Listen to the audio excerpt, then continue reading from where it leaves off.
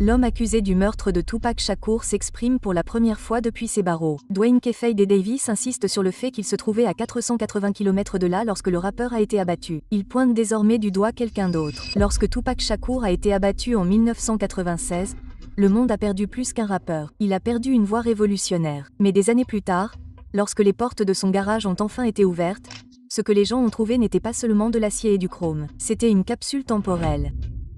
La légende du rap est décédée à Las Vegas en 1996 à l'âge de 25 ans, mais son héritage est toujours bien vivant.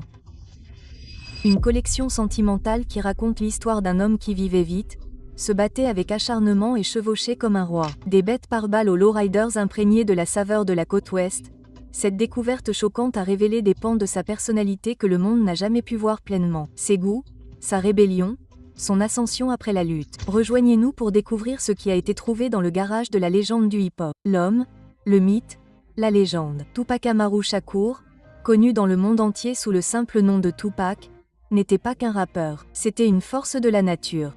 Né à East Harlem le 16 juin 1971 de parents militants des Black Panthers, Tupac est entré dans la vie avec la révolution qui coulait déjà dans ses veines. Il n'a pas été élevé dans le privilège ou le confort. Il a grandi dans la rue, dans des refuges en marge de l'Amérique, absorbant la réalité brute qui allait plus tard alimenter sa puissance lyrique inégalée. Au début des années 90, Tupac s'est imposé comme une nouvelle voix audacieuse du hip-hop, colérique, poétique, perspicace et sans filtre. Avec des morceaux comme Brenda's Got a Baby, Keep Your Head Up et Change, il ne se contentait pas de rapper, il éduquait, agitait et éveillait.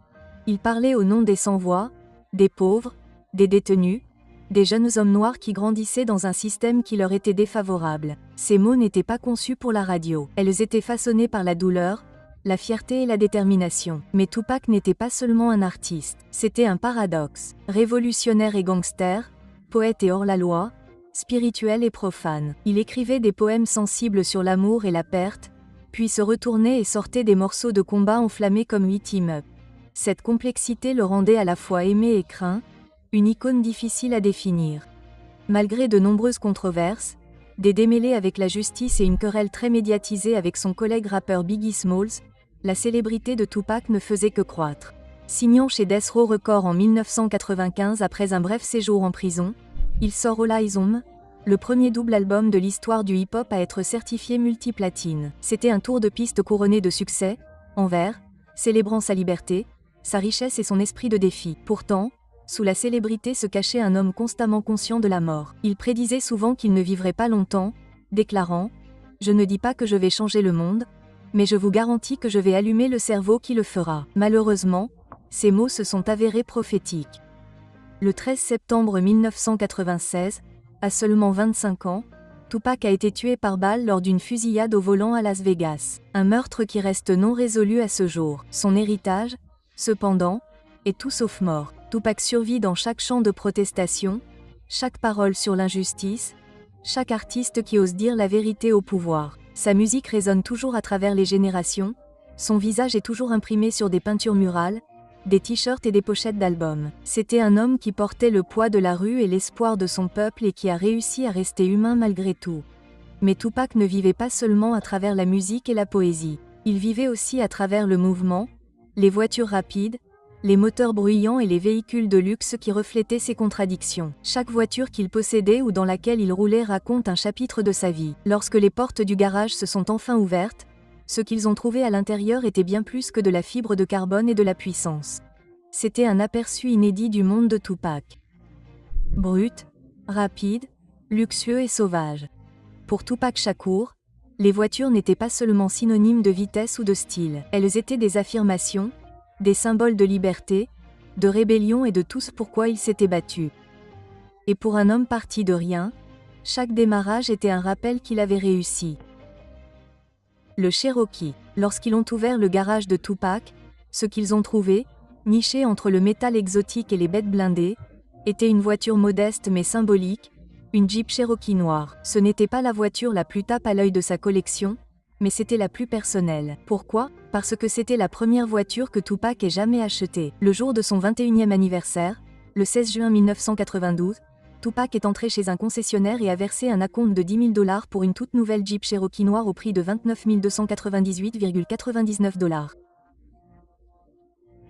Les papiers indiquaient son nom complet, Tupac à Shakur, et son adresse à Oakland, au 275 MacArthur Boulevard, H, Oakland, Californie 94 610. C'était le premier bien réel qu'il possédait sous son propre nom, et il symbolisait sa fuite de la pauvreté et de l'instabilité. Pour un jeune homme qui venait de refuge, d'avis d'expulsion et de systèmes défaillants, les clés de cette Jeep ne servaient pas seulement à conduire, elles lui permettaient de démarrer une nouvelle vie. Le design pratique du Cherokee, sa transmission automatique et sa construction robuste correspondaient au style de vie précoce de Tupac. C'était une voiture pour la rue, durable, audacieuse et sans prétention, tout comme lui. Ce qui a choqué beaucoup de gens en regardant dans le garage de Tupac, c'est le poids émotionnel qui accompagnait ce véhicule. C'était son achat. Un symbole d'indépendance durement gagné dans un monde qui ne lui a jamais facilité la tâche. Dans une collection remplie de luxe et de controverses, la Jeep Cherokee se démarquait comme quelque chose de rare, une voiture simple avec une histoire puissante. Ce n'était pas seulement le premier véhicule dans le garage de Tupac, c'était la première étape du voyage qui allait définir une légende. Le Range Rover. Parmi les nombreuses machines puissantes possédées par la légende du hip-hop, l'une d'entre elles se distinguait non seulement par son luxe, mais aussi par l'histoire qu'elle véhiculait. Il s'agissait d'un élégant Range Rover ivoire, l'un des premiers du genre lors des débuts du SUV sur le marché américain. Tupac, toujours en avance sur son temps, fut l'un des premiers propriétaires de cette bête à moteur V8 qui allie capacité tout-terrain et confort haut de gamme. Pour un homme à cheval entre la rue et la célébrité, c'était le mariage parfait. Mais ce qui a vraiment choqué les fans, ce n'est pas seulement le véhicule, c'est ce qui lui est arrivé. Le Range Rover n'est pas resté longtemps en possession de Pac. Il a été emprunté sans permission par son ami proche et membre des hors-la-loi Hussein Fatel, qui l'a détruit peu de temps après. L'incident a suscité de vives tensions. Même dans le monde sauvage des archives du couloir de la mort, tout le monde savait qu'on ne touchait pas aux affaires de Tupac. Sa fureur était si intense que Fatal aurait été renvoyé directement en Californie après l'accident. Le Range Rover n'était pas seulement une voiture de luxe pour Tupac, c'était le symbole de son ascension rapide. Elle est apparue dans quelques-uns de ses clips et représentait une transition du statut de soldat de la rue à celui de magnat en devenir. Le choc ne venait pas seulement de la rapidité avec laquelle elle a été détruite, mais aussi de ce qu'elle a révélé. Comment, même au sein de son cercle, les frontières étaient fragiles et la trahison pouvait venir de n'importe où. La Rolls-Royce Cornage 4. Lorsque les portes du garage de Tupac ont été ouvertes, ce qu'ils ont trouvé à l'intérieur a brossé un tableau de richesse, de pouvoir et d'influence. Mais tout n'était pas ce qu'il y paraissait.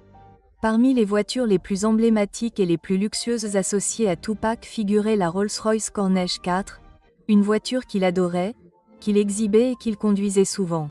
Pourtant, par un retournement de situation déchirant, les choses n'étaient pas ce qu'elles semblaient être. Cette Rolls-Royce rutilante était le joyau de sa collection, une voiture qui incarnait le succès. Tupac adorait cette voiture, la montrant fièrement en public et dans des clips. Pour le monde entier, elle était à lui. Mais en coulisses, l'immatriculation racontait une autre histoire. Le véhicule appartenait à nul autre que Suge Knight, le tristement célèbre patron de Death Row Records.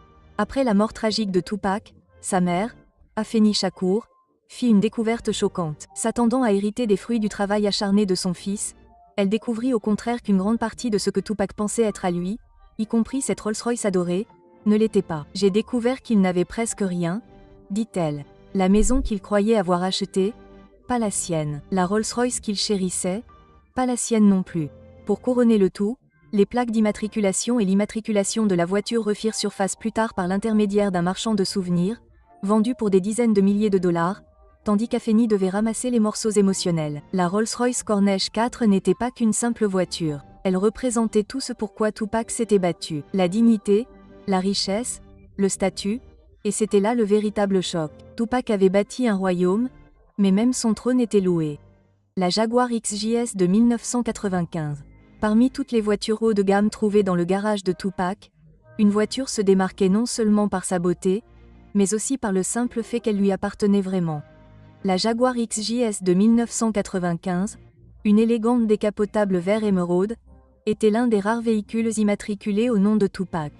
et cela seul la rendait spéciale. Ce classique britannique n'était pas synonyme de force brute ou d'éclat démesuré, il était synonyme d'élégance, d'indépendance et de goût personnel. Dans un monde où de nombreuses voitures de Tupac étaient louées ou contrôlées par Death Row Records, la Jaguar était son échappatoire, à la fois littéralement et symboliquement. La Jaguar XJS a fait une apparition mémorable dans le clip de Tupac To Live and Die in La, naviguant sous le soleil de la côte ouest comme si elle y était à sa place. Elle est rapidement devenue la préférée des fans, non seulement pour son style, mais aussi pour ce qu'elle représentait, la liberté, la propriété et l'authenticité. Pour un homme qui se sentait souvent pris au piège entre la célébrité, les ennemis et les attentes, cette voiture était quelque chose qu'il pouvait vraiment appeler la sienne. Des années après la mort de Tupac, la Jaguar est réapparue, cette fois sur eBay, avec les documents originaux et la signature de Tupac. L'enchère de départ était de 40 000 $. Pour les fans, ce n'était pas qu'une simple voiture. C'était un morceau d'histoire inédit. Un morceau de la vraie vie de Tupac qui avait survécu au chaos. La Jaguar XJS rappelait au monde entier que sous les albums de platine et les batailles publiques, Tupac n'était encore qu'un jeune homme essayant de construire quelque chose de son cru. Une clé, une voiture, un couplet à la fois, la Chevrolet Impala. Lorsque les fans et les collectionneurs ont eu un aperçu de ce qui se trouvait dans le garage de Tupac, une voiture a immédiatement fait vibrer leurs cordes sensibles. Une Chevrolet Impala jaune citron de 1961. Ce n'était pas le véhicule le plus cher de sa collection, mais c'était l'un des plus emblématiques. Cette lowrider n'était pas qu'une simple voiture, c'était une déclaration culturelle. Et pour Tupac, elle symbolisait tout ce qui concernait son lien profond avec les rues de Los Angeles et le style de vie de la côte ouest. L'Impala 61 a fait plusieurs apparitions dans les clips de Tupac, notamment dans le classique Vivre et mourir à Los Angeles. Avec ses détails chromés, sa suspension abaissée et son allure inimitable, l'Impala est devenue une extension de la voix de PA. Rebelle, audacieuse et indéniablement de la côte ouest. Alors que les voitures de luxe comme la Rolls-Royce représentaient la célébrité, la cheville Impala représentait l'âme de Tupac. Elle parlait de ses origines, pas seulement de sa destination. Pour la communauté, c'était une voiture qu'ils reconnaissaient dans leur propre quartier, une voiture qui sautait au rythme du hip-hop et des hymnes de rue. Pour Tupac, c'était un hommage à la culture qu'il avait élevée. Ce qui a choqué beaucoup de gens lorsqu'ils l'ont regardé dans le garage de Tupac, c'est à quel point cette pièce vintage tenait la route à côté de machines à $1 million. Ce n'était pas une question de prix, c'était une question de présence. L'Impala avait tout cela à revendre. Plus que du métal et des roues, cette voiture faisait partie de l'héritage de Tupac. Une voiture surbaissée qui accompagnait un mouvement. Et dans un garage rempli de symboles de statut social, celui-ci rappelait à tout le monde où tout avait commencé. Car si l'on voulait vraiment comprendre Tupac, il ne fallait pas seulement regarder les Rolls ou la Jaguar, il fallait regarder l'Impala. C'était le cœur de la voiture, la Mercedes-Benz 500 SL. Lorsque les portes du garage de Tupac s'ouvrirent, une voiture ramena instantanément les fans au bar de l'un de ses circuits les plus légendaires, Picture Me Rolling. Cette voiture était la Mercedes-Benz 500 SL, une élégante décapotable symbole de richesse, de liberté et d'arrivée. Ce n'était pas seulement un moyen de transport, c'était un triomphe sur roue. La passion de Tupac pour les voitures était profondément personnelle. Il ne se contentait pas d'acheter des véhicules, il s'attachait à eux. Dans Picture Me Rolling, Tupac décrivait le rêve de rouler dans sa Mercedes 500 SL après sa sortie de prison,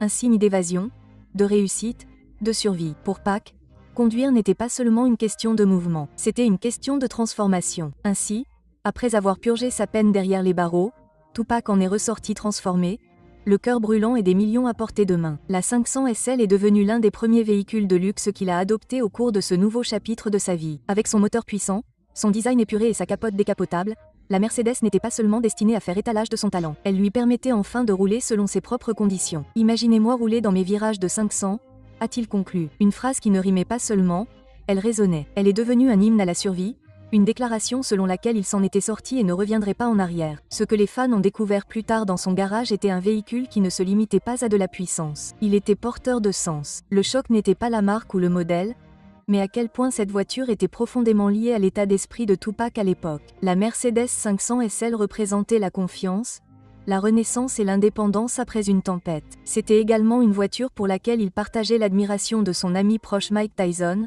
renforçant encore le lien entre la force, la lutte et le succès. De toutes les voitures tape à l'œil de la collection de Tupac, la 500 SL était peut-être celle qu'il estimait la plus digne d'avoir, car il l'avait payée avec douleur, patience et persévérance. Et lorsque les gens ont regardé dans le garage de Tupac et ont vu cette Benz, ils n'ont pas vu qu'une simple voiture, ils ont vu la liberté enfin manifestée. Le Hummer H1 de 1996. De toutes les machines audacieuses trouvées dans le garage de Tupac, aucune n'a fait plus forte impression que le Hummer H1 de 1996.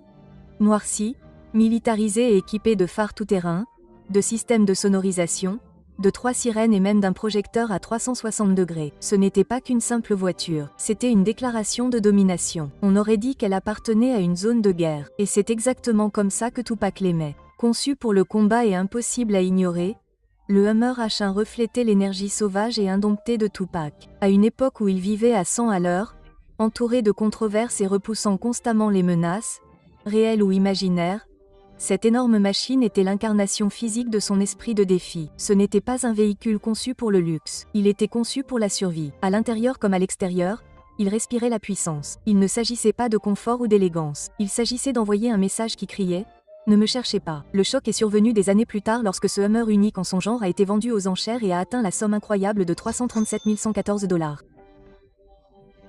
Il était devenu le rêve de tout collectionneur et un artefact culturel. Preuve que le goût de Tupac pour les voitures a marqué l'histoire. Ce que ce Hummer représentait pour Tupac allait au-delà du style. C'était une protection, c'était une attitude, c'était une armure. Alors qu'il devenait célèbre et naviguait dans le chaos de l'industrie musicale, cette bête se dressait comme une forteresse roulante, lui donnant l'illusion de l'invincibilité dans un monde qui lui semblait de plus en plus dangereux. La dernière chevauchée. De toutes les voitures retrouvées dans le garage de Tupac, aucune n'avait une histoire plus lourde ou une signification plus troublante que la BMW 750 de 1996. Ce n'était pas une berline de luxe de plus dans la flotte de Tupac, c'était la voiture dans laquelle il avait roulé la dernière nuit de sa vie. Le 7 septembre 1996, après avoir vu Mike Tyson mettre KO Bruce Seldon à Las Vegas, Tupac a sauté sur le siège passager de la BMW 750 île noire.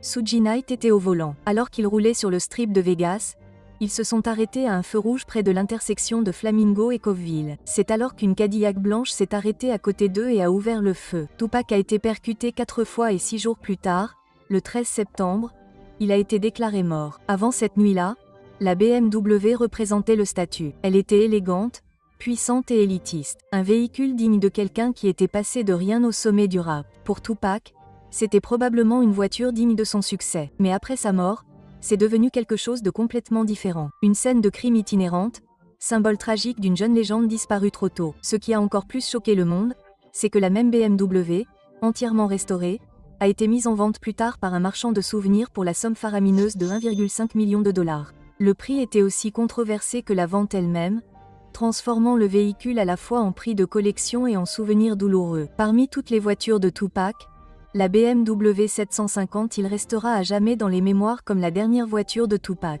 Une voiture de luxe devenue le témoin silencieux de la fin d'une icône. La relation de Tupac avec les voitures. Tupac ne se contentait pas de conduire des voitures, il les immortalisait. Chaque véhicule trouvé dans son garage racontait une histoire plus profonde, pas seulement sur l'homme lui-même, mais sur une époque. Des lowriders bondissant dans les rues de Los Angeles aux voitures de luxe surpuissantes, les voitures de Tupac sont devenues des références culturelles tissées dans le tissu du hip-hop de la côte ouest.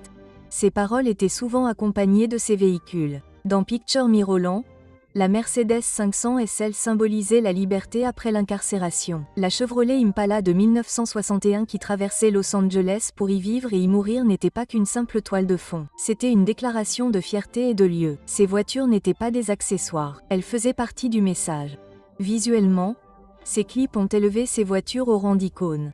Les Impala peintes par Candy, les Hummer rugissants et les BMW rutilantes sont devenus synonymes de succès, de rébellion et d'ambition brute. Très vite, les styles furent imités par les fans dans la rue, de la construction automobile aux vêtements, jantes comprises et goûts musicaux. Le garage de Tupac a inspiré toute une génération, transformant les véhicules en symboles de puissance et de présence. Ce qui continue de choquer le monde, c'est à quel point les fans sont toujours aussi attachés à ces machines. Des années après sa mort, les collectionneurs se battent dans des enchères à enjeux élevés pour revendiquer une part de l'héritage de Tupac. Sa Jaguar XJS, avec sa signature, a atteint des sommets. Il ne s'agissait pas seulement de vente, ce sont des transactions émotionnelles, car ce que l'on trouve réellement dans le garage de Tupac, c'est bien plus que du métal, c'est de la mémoire, du mouvement et du sens. Tupac Shakur n'était pas qu'un rappeur, il était un véritable séisme culturel. Tout en lui, sa voix, son message, sa mode, même les voitures qu'il conduisait, a laissé une empreinte sur le hip-hop qui se fait encore sentir aujourd'hui. Son style ne consistait pas seulement à avoir l'air cool ou à être à la mode. Il était politique, émotionnel et profondément personnel. Tupac vivait à fond et le hip-hop écoutait.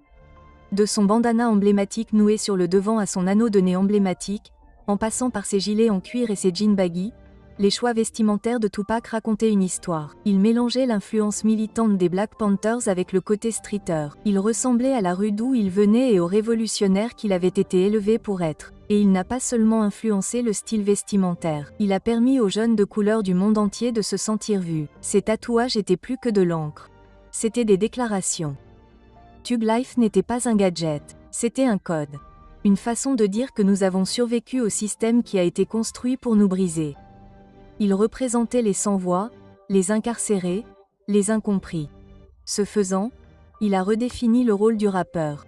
Il n'était pas nécessaire d'être un simple artiste. On pouvait être un prophète, un poète, un combattant. Musicalement, Tupac repoussait les limites à chaque morceau. Il pouvait passer d'une vulnérabilité brute à une rage ardente en un seul couplet. Des chansons comme Keep Your Head Up et Brenda's Got a Baby montraient son cœur. Des morceaux comme Hit Up montraient sa fougue. Il donnait vie à la narration d'une manière qui brouillait les frontières entre journal intime et documentaire. Ses paroles n'étaient pas que des rimes, elles étaient des reportages sur les lignes de front de l'Amérique noire. Et pourtant, Tupac embrassait également la dualité. Il était aussi susceptible de citer Shakespeare que de maudire ses ennemis.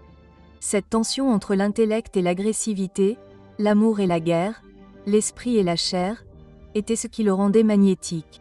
D'autres rappeurs vous faisaient danser, Tupac vous faisait ressentir des émotions. Alors quand ils ont finalement ouvert le garage de Tupac, ce n'était pas seulement les voitures qui faisaient que les gens s'arrêtaient et regardaient, c'était ce que ces voitures signifiaient. Derrière le luxe et la puissance se cachait un jeune homme qui essayait de s'accrocher à quelque chose de réel. Chaque éraflure, chaque jante polie racontait une histoire de lutte, de succès et du prix à payer pour les deux. Certaines voitures étaient les siennes, d'autres ne l'ont jamais vraiment été. Mais ensemble, elles ont révélé plus que de la richesse. Elles l'ont révélé. Ce qu'ils ont trouvé à l'intérieur n'était pas seulement une flotte de véhicules, c'était la vie de Tupac en mouvement. Rapide, bruyante, compliquée et partie trop tôt. Laquelle des voitures de Tupac auriez-vous aimé essayer? Dites-le nous dans les commentaires ci-dessous. Nous espérons que vous avez apprécié cette vidéo. N'oubliez pas d'aimer, de partager et de vous abonner à notre chaîne pour en savoir plus.